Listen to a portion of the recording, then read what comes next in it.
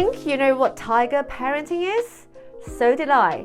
I am a Chinese mom, raised by Chinese parents, and I didn't want to fall for the pushy Asian parenting stereotype, which is why I refused to read the Tiger Mum book for 14 years. But then I finally read it, and oh my god, it was not what I expected. In this video, I'm sharing my brutally honest reaction to the parenting book that triggered a generation. So this video has been a long time coming. Battle Hymn of the Tiger Mother is one of those books that everyone seems to love or hate, even if they've never read it. Me too.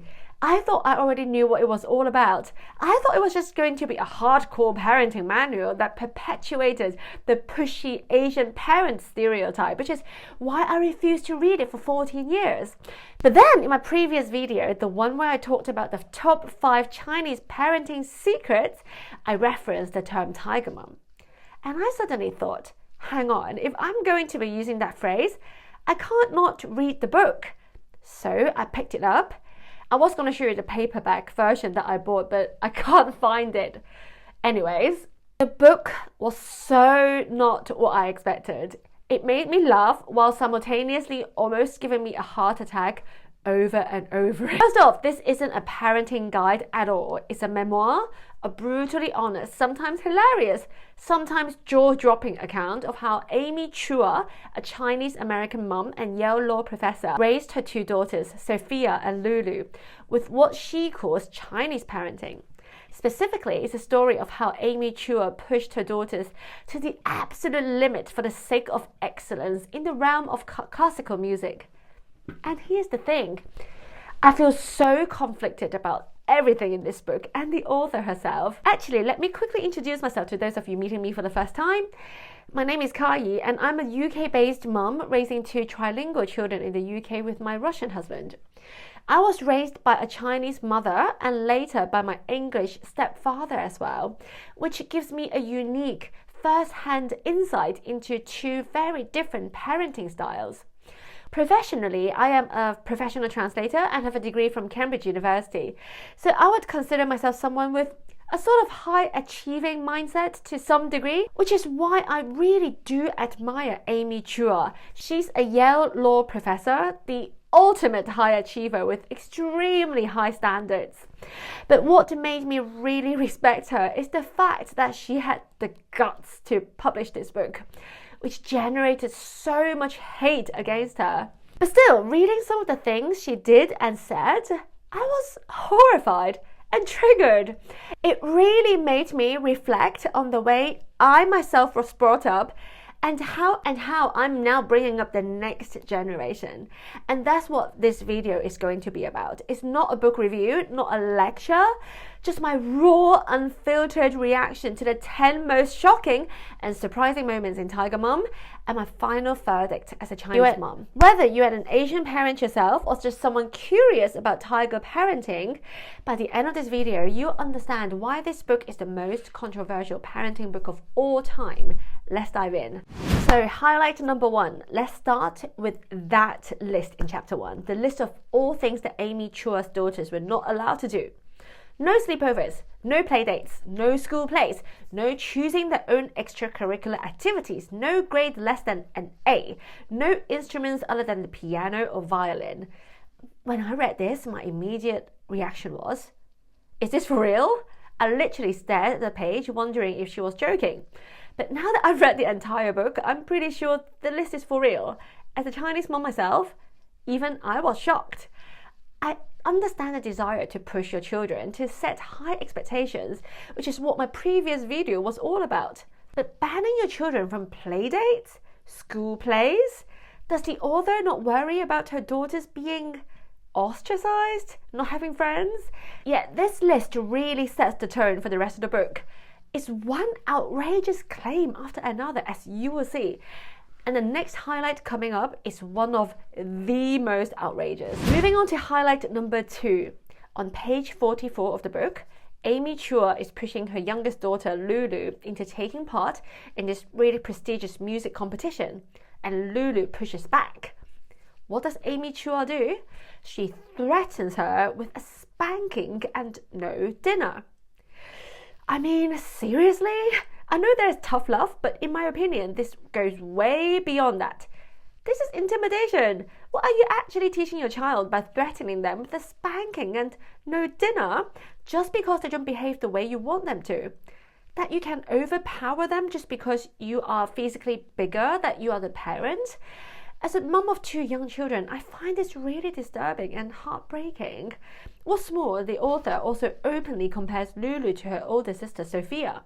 The author says, and I quote, "When I say such things, I'm not favouring Sophia. I'm expressing confidence in Lulu. I believe that she can do anything that Sophia can do, and she's strong enough to handle the truth.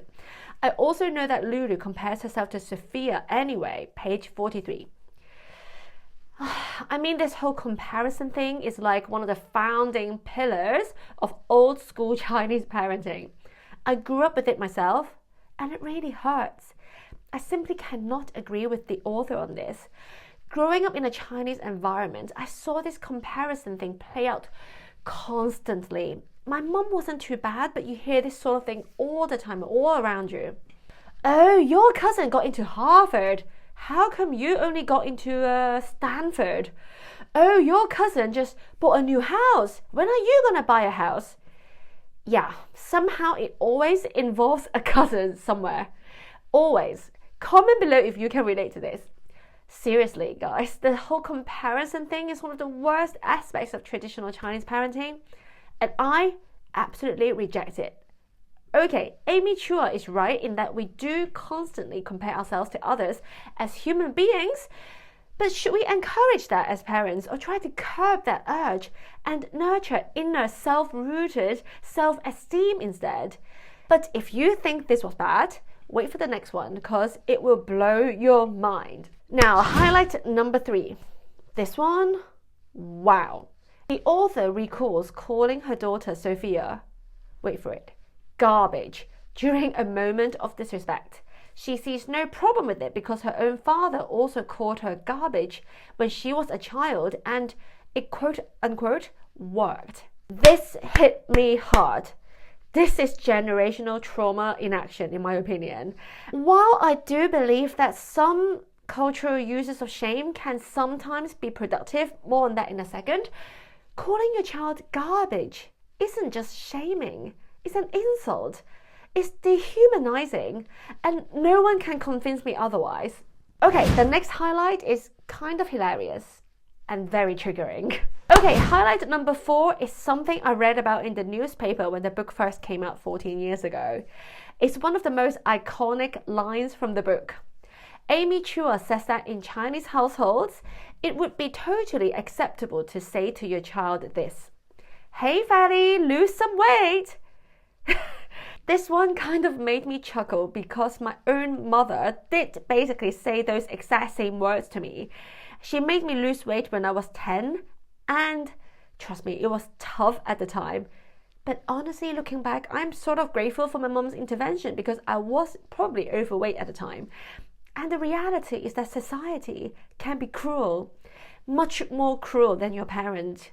So this iconic "Hey fatty, lose some weight" quote left me conflicted. Is it brutal? Hell yes. Is it helpful?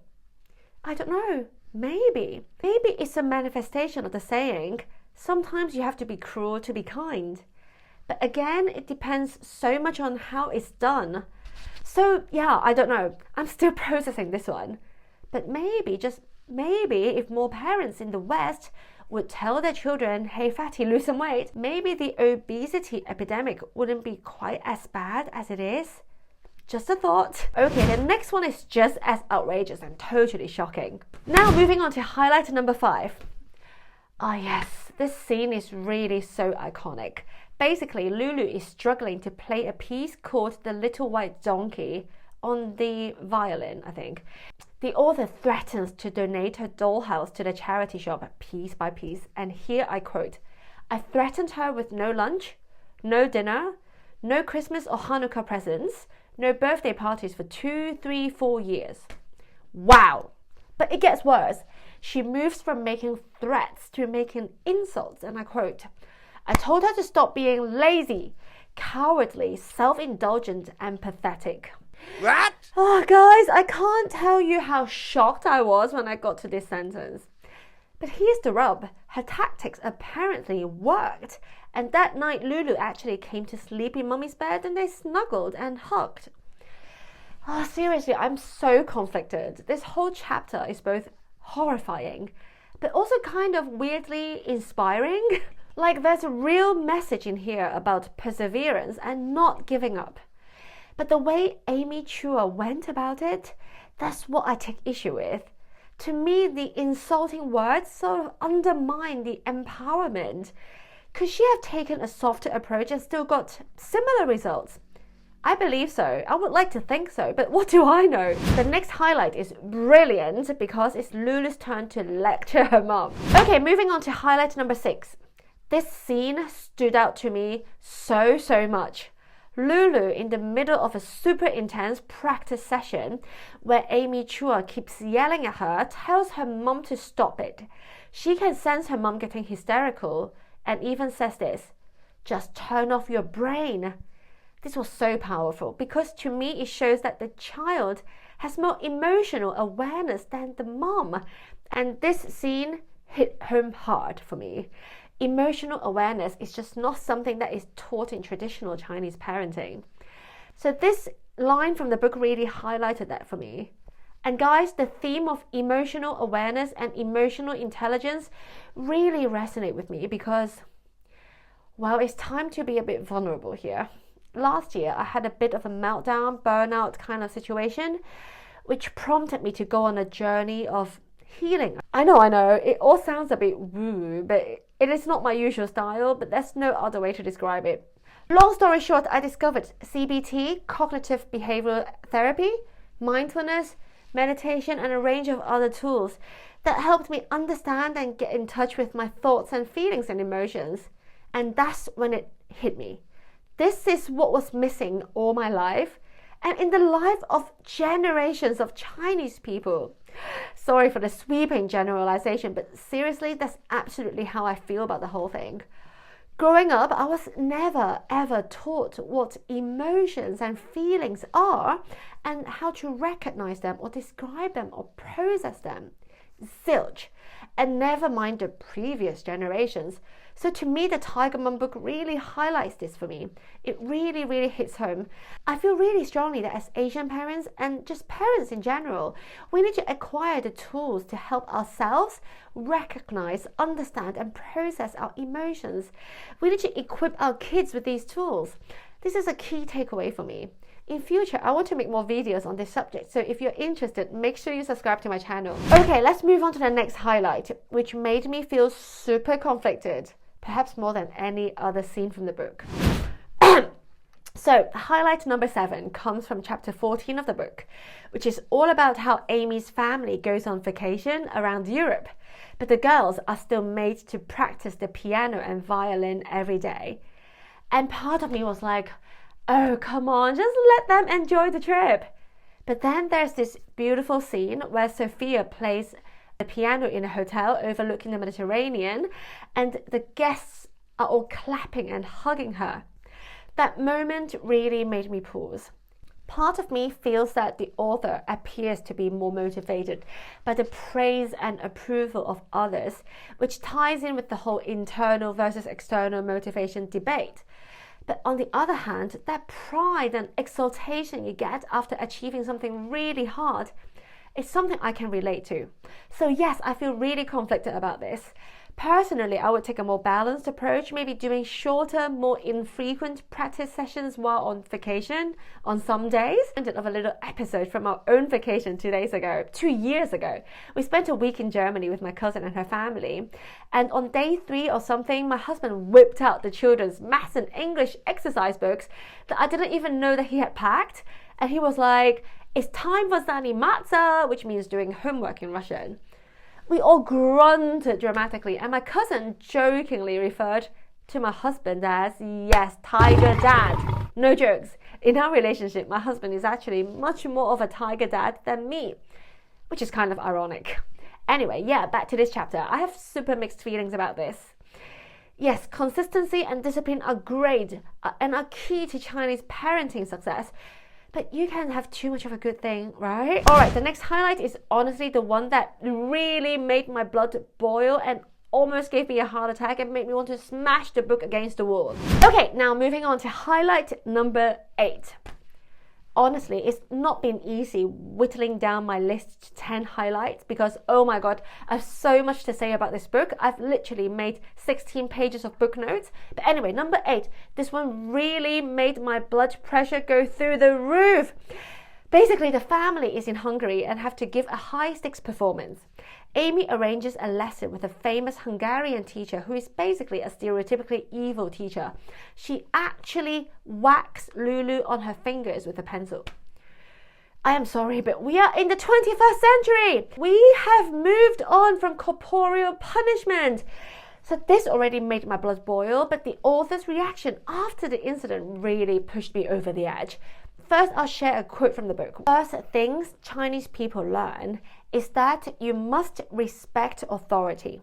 No matter what, you don't talk back to your parents, teachers, elders, page 151. She's right in that this is what Chinese parents traditionally preach. But she is wrong in insisting that this is still the way to go. In fact, I argue that this is precisely the thing we need to move away from. I passionately believe that children must not be told to respect authority unquestioned. You know the word I hate the most in Chinese? 听话,听话, to be obedient. No! Yes, we need to respect others. We need to have a baseline level of respect for everybody. Absolutely. Absolutely, yes. But respect also needs to be earned. Sorry, I'm getting a bit worked up here because I really feel so passionate about this subject. I was actually just having a conversation about this topic with an Asian Australian friend of mine the other day, and she said, yeah, Asian parents always demand respect, but what if my father was an unemployed alcoholic who gambled the family fortune away, leaving his kids and wife destitute? Why the heck would I respect him just because he's my father? A bit intense, I know, but true. Sure, we need to teach children respect, but we do not teach them to accept abuse from adults just because they are in power. Sorry, Amy, I really cannot agree with you on this one. What's worse, the author confesses that after the whacking incident, back at the hotel, she yelled at Lulu. Page 151. In my book notes, I wrote in all caps, so up.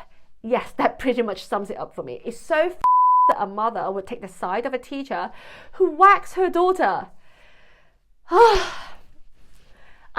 I need to take a deep breath here. This is too much. Okay, the next one is brilliant because it's the other daughter's turn to flip out. Okay, now moving on to highlight number 9. In this scene, the author reprimands Sophia very harshly after she left out a sack of rice which got ripped apart by the family's dogs. And here is when we see the good daughter explode.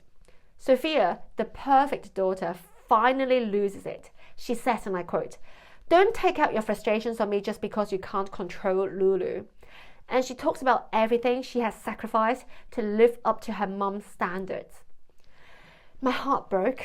This is what happens when your life revolves around your parents' approval. When your child starts believing that their worth is tied to being obedient, high achieving, perfect. I never want my own children to feel like that. I'm sure the author's love for her daughter is unconditional. I honestly believe that, which is why I still respect and even like the author on a very deep level. In my mind, the problem is that she has conditioned her daughters to tie their entire self-worth to the approval of others, most of all their mother. My heart really broke for Sophia in this chapter. Okay, the last highlight on this list is so ridiculous that it actually made me laugh out loud, but it's also heartbreaking. Okay, now moving on to highlight number 10. This one is actually kind of comical because the whole thing that triggered the incident is like so trivial, it's almost like a joke. So basically, the family is on vacation in Russia. They are in this restaurant in Moscow, and the author urges Lulu to try some caviar, which Lulu flat out refused to do. Yep, her daughter refused to try caviar because, well, I guess not everyone wants to eat fish eggs. You would think that's not such a big deal, right? Well, wrong. The author scolds Lulu, bringing shame and morality into a conversation about fish eggs. Here I quote, "Do you know how sad and ashamed my parents would be if they saw this, Lulu? You publicly disobey me.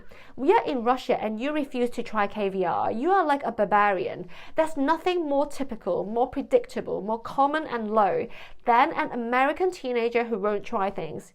You are boring, Lulu. Boring." When I read this sentence, I was overwhelmed by a crazy mix of emotions. Disgust, outrage, shock, bemusement. Like, how can a sane, normal person actually respond to something so trivial in such an extreme way? I don't know, maybe the author exaggerated her word choice in the book. I honestly don't know. It's hard to say. But regardless of the actual words the author used, the outcome was this. Lulu flips out and says to her straight up, "I hate you." Lulu goes on to say, I quote, "You don't love me. You think you do, but you don't love me. You've wrecked my life. You are a terrible mother. You are selfish. You don't care about anyone but yourself. Everything you say you do for me is actually for yourself." Oh my God, this is so poignant. My heart broke for Lulu, and that's not all. Lulu continues, "I'm not what you want. I'm not Chinese. I don't want to be Chinese. I hate the violin. I hate my life. I hate you, and I hate this family." This hit me so hard because, of course, I also said similar things to my mum before. But then I thought, I'm pretty sure that Western teenagers say these things to their parents too, so maybe there's just no escaping from it. It reminds me of the immortal Philip Larkin quote, "They f*** you up, your mum and dad. They may not mean to, but they do." And it also made me question my own parenting, my own philosophy. For example, like me insisting on bringing up my children to be trilingual, is it for my own ego or is it for them? I honestly think that it's for their benefit. I truly believe that. But I'm sure Amy Chua truly believes that too. And it also makes me think about, Western parents who do things like sleep training. Like, they would say that it's for their children's benefit, but are we all fooling ourselves? Are we all just justifying our own behavior as parents to give ourselves an easier time? I don't know, and I don't have an answer to that. All that being said, to me, the intensity of Lulu's outburst is very revealing and perhaps justified. She even smashes a glass on the floor and tells her mum something that resonates with me 200%. "I'll smash more glasses if you don't leave me alone." Oh my God, this is so powerful. The idea of leaving someone alone, giving them space. This is something I've experienced firsthand so many times when my mum and I were locked in battle during my teenage years. My English stepfather would step in and say, "Just leave her alone." This is something that old school Chinese parents simply don't understand, but is so powerful. We all need space to process our emotions, us as parents and the child as well. When we are in, this amygdala hijack mode, we cannot think straight. We need time to just some space to process everything. So this scene in the book really highlights that for me. This scene just stirred up so many conflicted emotions in me that I really had to take a break. Alright guys, so these were the 10 moments that shook me, challenged me, made me laugh and made me reflect deeply about my own upbringing and my own parenting values. Let me know in the comments which one hit you the hardest. And if you've read the book, I would love to hear your take. So what did I take away from this book? It made me really question and challenge my own values as a parent, specifically a Chinese heritage mom who is proud of so many aspects of our cultural heritage, but also feels super aware of how this heritage can sometimes clash with modern Western parenting and cultural values. In other words, reading Tiger Mom stirred something deep in me. I saw echoes of my own childhood, the high expectations, the intense pressure to achieve. And now, as a mum myself, raising two biracial trilingual kids in the UK, I find myself constantly torn between two cultures. I find myself wanting to preserve the best aspects of my heritage, but not wanting to pass down the trauma that can sometimes come with it. Amy Chua talks a lot about generational decline, how the children of immigrants get softer, more privileged, less hungry for success. But what I see, what I feel is actually the weight of generational trauma. And I believe we have the power and the responsibility to stop that cycle. If you are interested in the idea of generational trauma, let me know in the comments below. Definitely subscribe to my channel, as I want to explore this subject in more depth in future videos. I want to raise children who are resilient. Yes, who work hard and are not afraid to do hard things. Absolutely. But I also want them to feel loved and accepted for who they are, not just what they can achieve. I want to keep the best of Chinese parenting, the grit, the dedication, high aspiration, the belief that our children are capable of greatness without dragging along the baggage. And oh my goodness, what heavy baggage we carry with us as Chinese parents. And I think one quote in the book really captures the heart of the whole problem. Amy Chua admits, Chinese parenting does not address happiness, chapter 15. And that's it, isn't it? What do we want for our children as parents? Is it happiness? Is it achievement? Are we sometimes conflating the two? But at the same time, what if some level of achievement is actually necessary to be happy? So this book ultimately made me reflect deeply on what happiness means, what being a good parent means. Amy Chua doesn't have the answers, nor do I. But that doesn't mean we should stop trying to figure things out and do the best job we can as fallible, imperfect human beings ourselves. Thanks for watching. If you enjoyed this video, make sure to like and subscribe, as I intend to make more videos on this subject in the future. Next time, I'll do a similar video sharing my reactions to the iconic book on gentle parenting by Sarah Ockwell-Smith. If you want to learn more about Chinese parenting values, be sure to watch the next video.